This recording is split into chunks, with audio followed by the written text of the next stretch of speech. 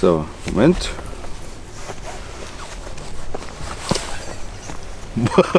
Super cool. Ja, super cool. So. Psst.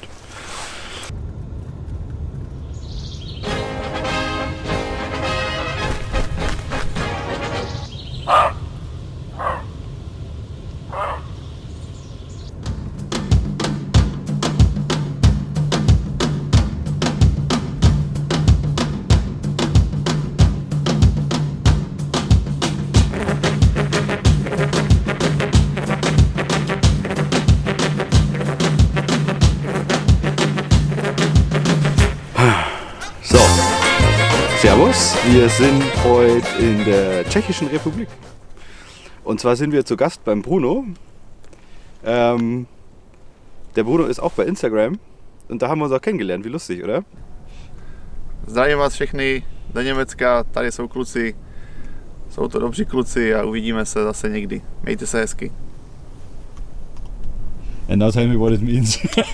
What did you say?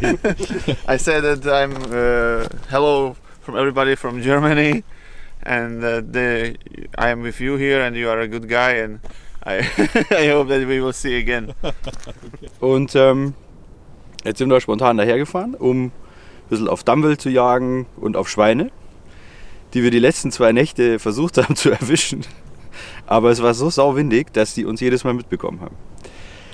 Nichtsdestotrotz, super cool hier und wir wollen euch heute, oder ich will euch heute mal was Neues zeigen. Ich habe ja ein Video schon gemacht auf der IWA an dem Stand von Bergara und nach viel hin und her und bisschen basteln und schrauben und tralala ist sie jetzt soweit erstmal fertig und wir wollen mal gucken, was wir da zusammengehauen haben. Und zwar, tada!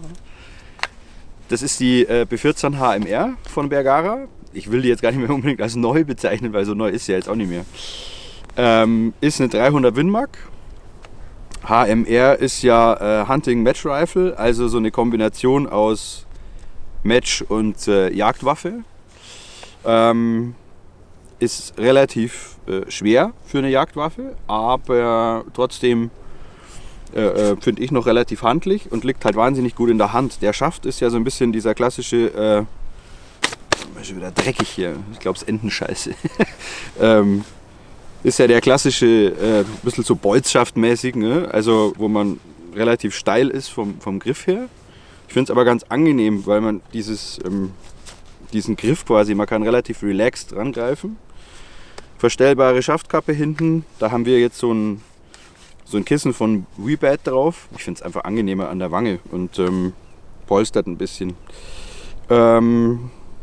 Schaft ist hinten verstellbar.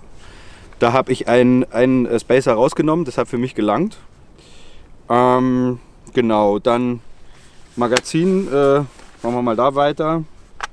Das sind ganz normale Magpul P-Max, also auch relativ günstig, wenn man mal sich mehrere hinlegen will. Ist halt Plastik, aber gut, ich meine, für mich tut es das komplett. Dann haben wir hier vorne die Aufnahme für das Zweibein, und zwar haben wir uns hier so ein Spartan Precision geholt. Ist halt einfach geil, das ist super leicht, mit Magnet bleibt offen und wenn ich es eben ansetzen will, Magnet fertig aus. So rum eingesetzt ist es beweglich, man kann also ein bisschen mitziehen.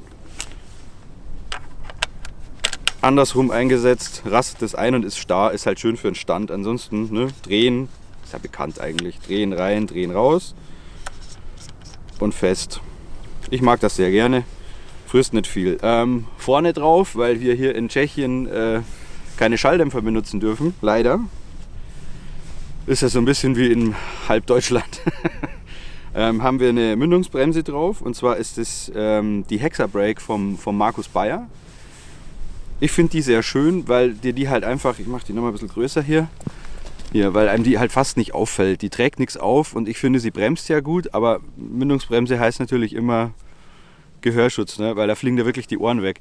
Wir müssen auch gerne mal gucken, im Schießen, dadurch, dass die quasi oben und unten ja offen ist, fliegt da ganz schön Dreck durch die Gegend. Das musste ich letztens am Stand schon mal feststellen. Also wenn jemand jetzt rein sportlich schießt und weniger jagdlich, ist vielleicht eine Bremse, die oben und unten offen ist, zu ist sie vielleicht klüger. Ja, und dann eines der Highlights auch der Waffe, und das ist wirklich total neu und es muss wahrscheinlich auch das erste Mal sein, dass man das sieht, ist von Delta Optical das neue Striker HD. Und zwar ist es ein 4,5 bis 30 mal 56. Ist ein wirklich geiles Glas, hat eine Christmas Tree ähnliches Absehen drin.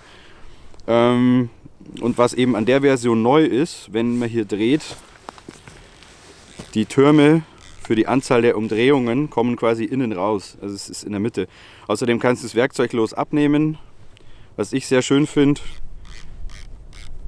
Man hat ein schönes Feedback vom Drehen her. Man kann es locken, also sodass sich versehentlich nichts verdreht. Und du hast halt einen Zero-Stop. Also ich ziehe, drehe auf, zack, 0, Lock, fertig. Ist eine super Sache und hat sich am Stand bei mir auch schon bewährt. Was ich auch sehr geil finde, ist bei dem Glas, du kriegst halt hier quasi schon so einen kleinen Pinöpel mit, als zum Einschrauben, als Throw-Lever. Der Verstellring läuft super weich, also da passt alles. Und ich werde euch den aktuellen VK mal einblenden. Ich meine aber, also falls ich mich jetzt irre, aber ich meine halt, dass das Glas geht her für 1750 € ungefähr und ist wirklich eigentlich so weit weg von dem Schmidt im Bender tatsächlich nicht. Wir haben es auf dem Stand verglichen und die ganzen Long-Range-Freaks, die da dabei waren, die waren durchaus ziemlich angetan, weil du halt für faires Geld ein super Produkt bekommst. Montage haben wir drauf hier von Schmeisser, die neue USM. Für die haben wir uns entschieden, Barthaar im Gesicht. Für die haben wir uns entschieden, weil die hier eine Libelle drin hat. Also, ob man es sieht. Wahrscheinlich sieht man es jetzt einigermaßen. Und es ist halt fürs Long-Range-Schießen, wenn du weit rauslangst, ist es halt doch eine Geschichte, dass man sagt, man sollte ein bisschen darauf achten, dass man im Wasser ist. Zumal ich bei der Gelegenheit festgestellt habe, dass ich eine leichte Winkelfehlsichtigkeit habe. Insofern hilft mir das total gut. Denn ab ein paar hundert Metern, und das wollen wir heute mal probieren, wird es dann schon kritisch, wenn du leicht verkannt ist. Ne? Genau. Ansonsten, so weit, so gut. Ja genau, also ich hatte es ja in dem anderen Video schon erzählt, die ganze Waffe ist Remington 700. Ich finde, der Verschluss läuft super schön, also da gibt es nichts. Abzug liegt, jetzt habe ich nachgemessen, bei ungefähr 1000 Gramm. Da muss ich mal gucken. Also mir ist der wahrscheinlich ein bisschen zu fest, das ist aber tatsächlich echt Geschmackssache. Was aber auch kein Problem ist, weil du kannst halt jeden Remington 700 Abzug, den es gibt, da reinstopfen und entweder man geht zum Büchsenmacher oder man macht es gerade selber, so kompliziert ist es nicht. Müssen wir mal sehen, wenn da noch was kommt, dann würde ich da eventuell auch noch was dazu machen, aber jetzt wollten wir erstmal einfach die Waffe präsentieren. Genau, schießen tun wir heute 300 Winmark Gecko Express. Ich habe mit der schon ein bisschen rumprobiert. Ich sag mal, die ist bis jetzt okay. Ja, also wir schaffen so 2,5 cm Streukreise, da geht aber mehr. Mit einer zweiten Waffe, gleiches Ding, haben wir ausprobiert Gecko Plus und die schießt halt am Fingernagel. Deswegen werde ich wahrscheinlich wechseln. Aber jetzt probieren wir es heute nochmal mit der Express und machen vielleicht dann später nochmal eine zweite Runde mit der Plus.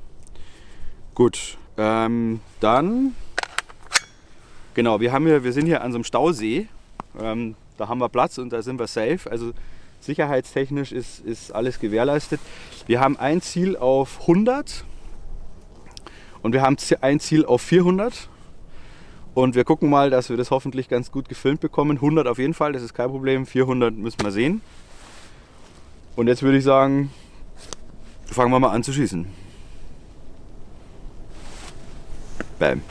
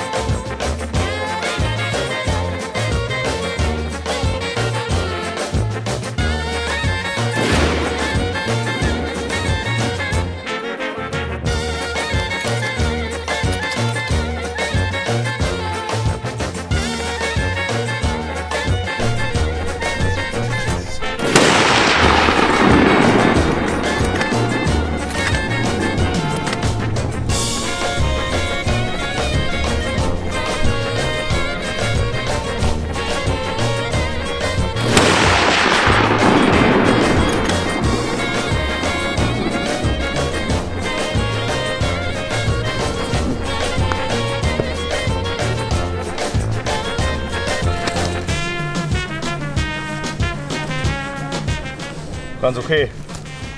Kann man lassen.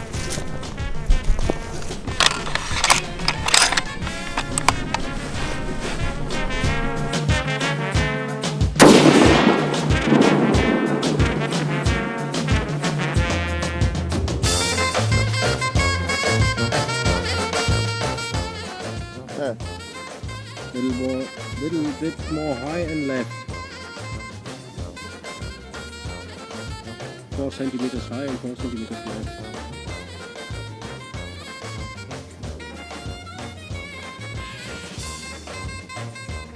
I don't know if this is a hit. What do you think? I think that my hole is pretty close to Ralph, and this is some splitter. Yeah. I think it's a splitter. Yeah, it's not. I think you nailed my Yeah, two. yeah. In the middle. Yeah. I would never shoot that bad. No. It wasn't my. You have two more. No, it's okay. No, just make 3. Okay. I always make 3. I usually make myself once, not 3.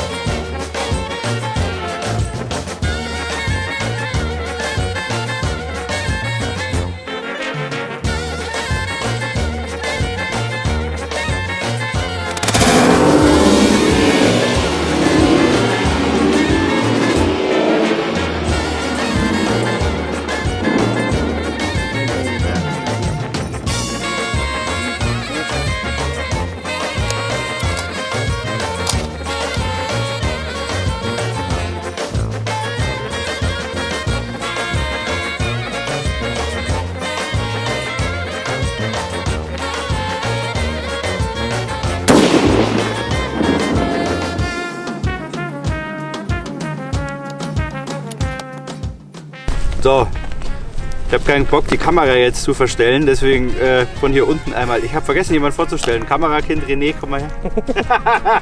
Ja? Kamerakind René. Hallo. Hallo. Die Mütze rutscht rein. Okay, wir haben jetzt mit der Express auf 100 Meter eigentlich ein ganz gutes Trefferbild bekommen. Wir haben noch ein Ziel auf 400 und wir benutzen jetzt mal das gute alte Strelok Pro. Ich glaube, da hat der Waldfein mal ein schönes Video drüber gemacht. Da könnt ihr euch mal anschauen. Ich kann das auch mal verlinken.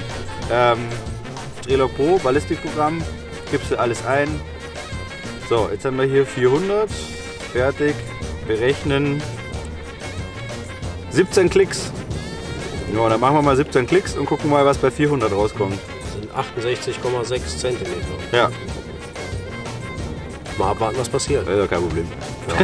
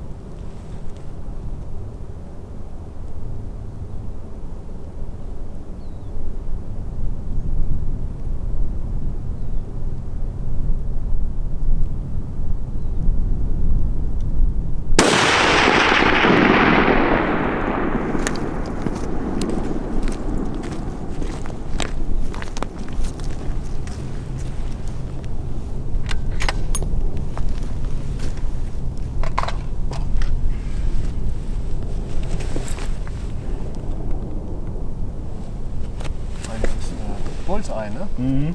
Mhm. Boom! One shot is bullseye. Yeah.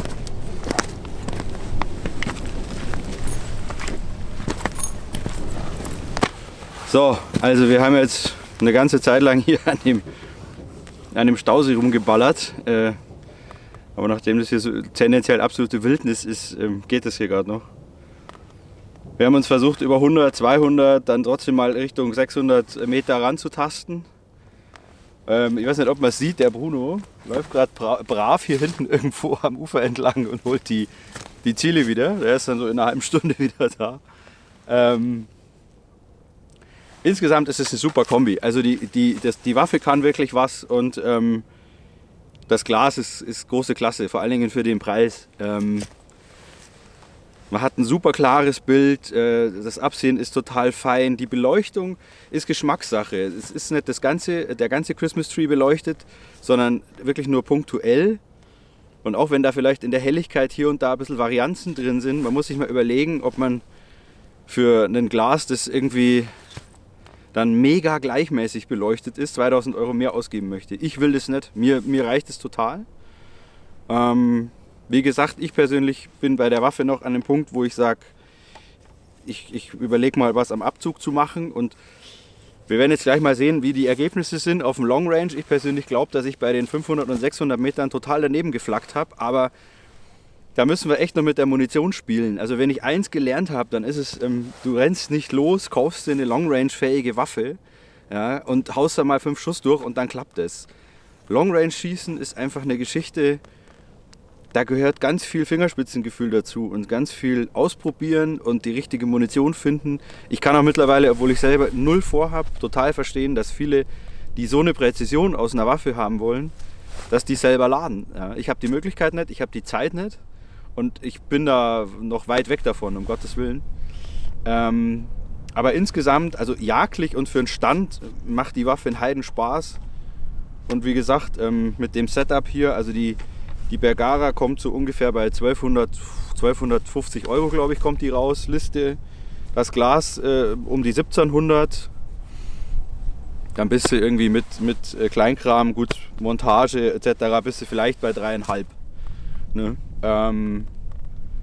Das ist für so ein Setup, wenn du eine Ticker kaufst und einen Schmidt im Bänder drauf packst oder so, bist du halt irgendwie wahrscheinlich bei 5 oder 5,5 oder so. Also von daher ist es halt einfach mal was für den etwas schmaleren Geldbeutel, aus dem man mit Sicherheit noch viel rausholen kann. Mir macht es jetzt im Moment erstmal Spaß und ja, sobald es da irgendwie großartig was Neues gibt, dann werde ich mal gucken, ob ich da irgendwie berichten kann davon. Mal schauen. Ich habe seit ein paar Wochen ein kleines Hundchen, das kostet auch viel Zeit. Werden wir sehen. Also, bis dann, macht es gut und wenn einer Fragen hat, postet unten. Ansonsten lasst ein Abo da, dann könnt ihr abonnieren. Ich verlinke euch auch den den Instagram-Kanal vom Bruno nochmal. Der macht wirklich schöne Sachen, da könnt ihr mal reinschauen. Und ja, dann ansonsten würde ich sagen, viel Spaß, bleibt mein Teil und bis bald. Servus.